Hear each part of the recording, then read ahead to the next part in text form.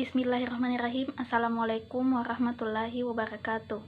Perkenalkan, nama saya Dian Arianti, NIM 1927042021.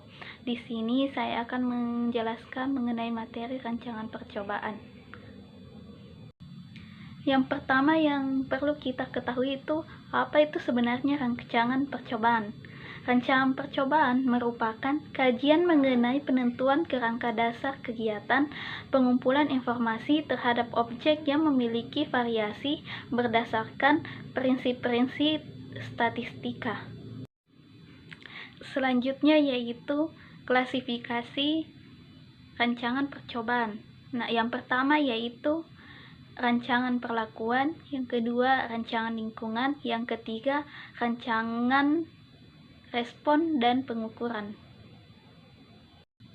Yang pertama itu rancangan perlakuan. Rancangan perlakuan merupakan rancangan yang berkaitan dengan pembentukan perlakuan-perlakuan dengan apa yang akan dicobakan dalam suatu percobaan dan bagaimana akan dicobakan tersebut yang diatur penerapannya. Adapun contoh dari rancangan perlakuan yaitu yang pertama, penggunaan beberapa varietas bahan baku atau kuantitatif. Yang kedua itu pengemasan dengan beberapa jenis bahan pengemas atau kualitatif.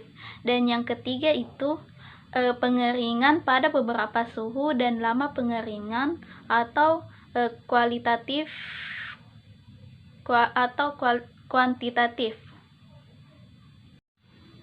Selanjutnya yaitu rancangan lingkungan. Nah, rancangan lingkungan merupakan rancangan yang berkaitan dengan penempatan perlakuan-perlakuan pada unit-unit percobaan.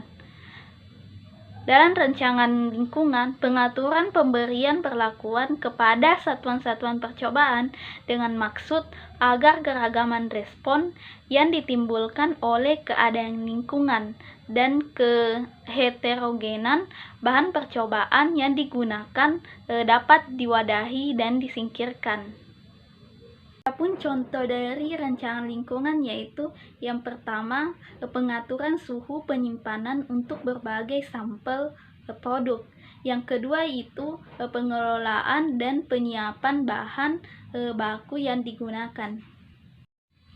Selanjutnya klasifikasi yang ketiga yaitu rancangan respon atau pengukuran.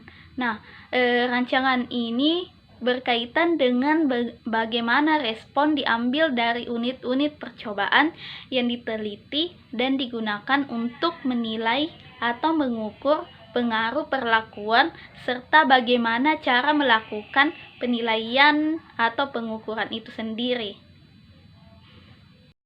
Adapun contoh dari rancangan respon dan pengukuran yang pertama itu pengukuran respon kadar air hasil pengeringan bahan baku dengan metode oven. Yang kedua itu pengukuran respon antioksidan makanan atau minuman fungsional atau FRAP. Yang ketiga itu pengukuran respon jumlah mikroba pada sampel. Materi selanjutnya yaitu macam-macam peubah pada rancangan percobaan. Nah, ada 3 macam-macam peubah dalam percobaan. Yang pertama itu independent variable, yang kedua itu dependent variable, dan yang ketiga itu control variable. Nah, yang pertama itu variabel independen. Variabel independen merupakan variabel yang mempengaruhi atau menyebabkan perubahan pada faktor yang diukur atau dipilih oleh seorang peneliti dalam mengetahui hubungan antara fenomena dengan yang diamati. Yang kedua, variabel dependen.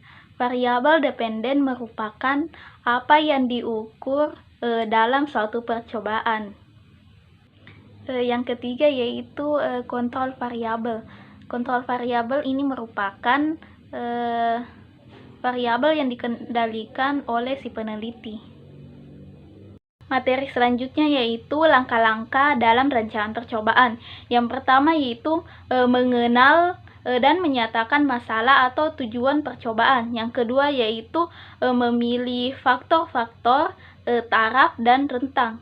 ketiga menentukan percobaan, yang keempat memilih rancangan percobaan, yang kelima melakukan percobaan, yang keenam analisis data statistik, dan yang terakhir itu menyimpulkan dan merekomendasikan.